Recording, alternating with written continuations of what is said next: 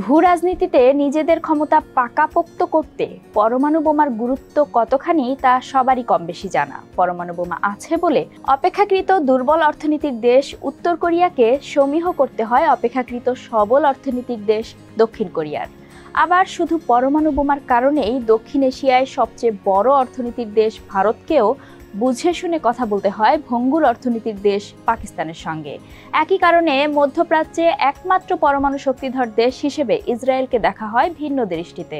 তাই ইসরায়েলকে টেক্কা দিতে একই পথে হাঁটার চেষ্টা করছে ইরান। দীর্ঘদিন ধরেই ইরান পরমাণু কর্মসূচি চালিয়ে আসছে। এখন প্রশ্ন উঠেছে, ইরানের দীর্ঘদিনের পরমাণু কর্মসূচি তাদের জন্য আশীর্বাদ নাকি অভিশাপ? কি আছে তাদের এই কর্মসূচিতে? এসব জানতেই আমাদের আজকের প্রতিবেদন। সঙ্গে আছি আমি রুকাইয়া জহির। ইরানের পরমাণু কর্মসূচি শুরু হয় 1950-এর দশকে। 1957 সালের 5 মার্চ এই কর্মসূচির অংশ হিসেবে ওয়াশিংটন ও তেহরান বেসামরিক পরমাণু সহযোগিতা চুক্তি সই করে।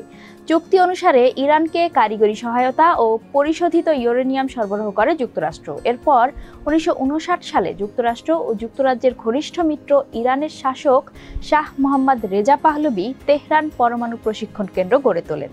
1967 সালে যুক্তরাষ্ট্র তেহরান পরমাণু কেন্দ্রে প্রথম গবেষণা রিঅ্যাক্টর পাঠায়। 5 মেগাওয়াট বিদ্যুৎ উৎপাদনে সক্ষম সেই রিঅ্যাক্টরটি এখনও কার্যকর। 1968 সালের 1 জুলাই ইরান পরমাণু নিরস্ত্রীকরণ চুক্তিতে সই করে। 1970 সালের ফেব্রুয়ারিতে দেশটির পার্লামেন্ট চুক্তিটির অনুমোদন দেয়।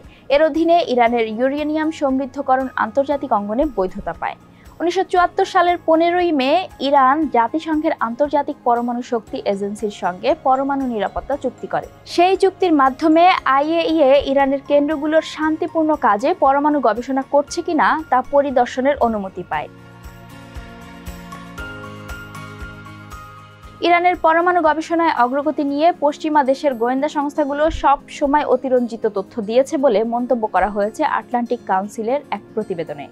1984 সালে সিআইএ পূর্বাভাস দিয়ে বলেছিল ইরান পরমাণু বোমা বানানোর দ্বার প্রান্তে। তবে সেই সময় যুক্তরাষ্ট্রের ন্যাশনাল ইন্টেলিজেন্স কাউন্সিল জানায় পরমাণু বোমা বানাতে ইরানের আরও কয়েক বছর, এমনকি 1 দশকও লেগে যেতে পারে। বাস্তবতা হচ্ছে 2024 সালে এসেও ইরান পরমাণু বোমা তৈরি করতে পারেনি। গত বছরের 1 অক্টোবর জেরুজালেম পোস্ট জানায় ইরান 2 সপ্তাহের কম সময়ের মধ্যে পরমাণু বোমা বানানোর উপযোগী উপাদান উৎপাদন করতে সক্ষম।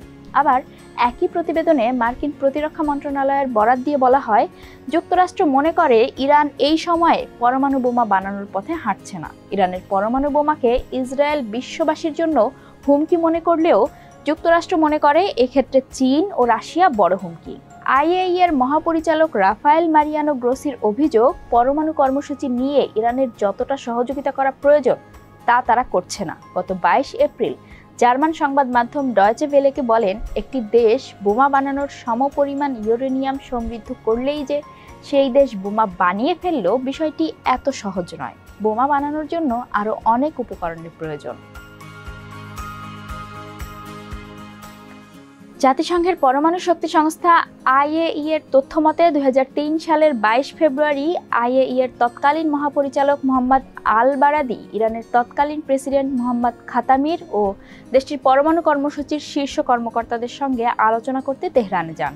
সেখান থেকে ফিরে এসে পরের মাসে তিনি সংস্থাটির গভর্নর বৈঠকে বিষয়টি তুলে ধরেন। এরপর ধীরে ধীরে ইরানের পরমাণু কর্মসূচিতে যুক্ত হয়ে পড়ে বিশ্বের শক্তিধর দেশগুলো। দীর্ঘ আলোচনার পর অবশেষে 2015 সালে ইউরোপীয় ইউনিয়ন, 5 বিশ্বশক্তি ও জার্মানির সঙ্গে ইরানের পরমাণু নিয়ে গুরুত্বপূর্ণ চুক্তি হয়। চুক্তি অনুসারে ইরান পরমাণু সমৃদ্ধকরণ, গবেষণা ও উন্নয়ন আগামী 15 বছরের জন্য সীমিত করবে। এছাড়া আগামী 25 বছর ইরানের পরমাণু কর্মসূচি আইএই এর নিবিড় পর্যবেক্ষণে থাকবে।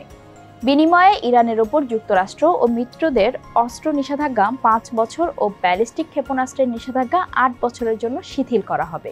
পরে 2018 সালের 8 মে তৎকালীন প্রেসিডেন্ট ডোনাল্ড ট্রাম্প যুক্তরাষ্ট্রকে এই চুক্তি থেকে সরিয়ে নিলে ইরানের পরমাণু কর্মসূচি নিয়ে আবারও বৈশ্বিক সংকট শুরু হয়। এখন সংকট এতটাই বেড়েছে যে আশঙ্কা হচ্ছে যে কোনো সময় ইরানের পরমাণু গবেষণা কেন্দ্রগুলোয় হামলা হতে পারে। এজন্য সন্দেহের আঙুল মূলত ইসরায়েলের দিকে। একথা অস্বীকার করার উপায় নেই। পরমাণু শক্তির সুফল মানব জাতিকে একদিকে যেমন সভ্যতার শিখরে তুলে আনতে পারে, অন্যদিকে এর অপব্যবহার মুহূর্তেই পৃথিবীকে বানিয়ে দিতে পারে মৃত গ্রহে। পরমাণু বোমার ধ্বংসলীলা দেখে মানুষ এক নতুন পৃথিবী গড়ার দিকে মনোযোগ দেবে, এমনটি আশা করা হলেও ঘটছে বিপরীত ঘটনা। নিজেদের জাতিগত আভিজাত্য তুলে ধরতে শক্তিশালী ও সক্ষম দেশগুলো পরমাণু বোমার অধিকারী হওয়ার প্রতিযোগিতায় নেমে পড়েছে।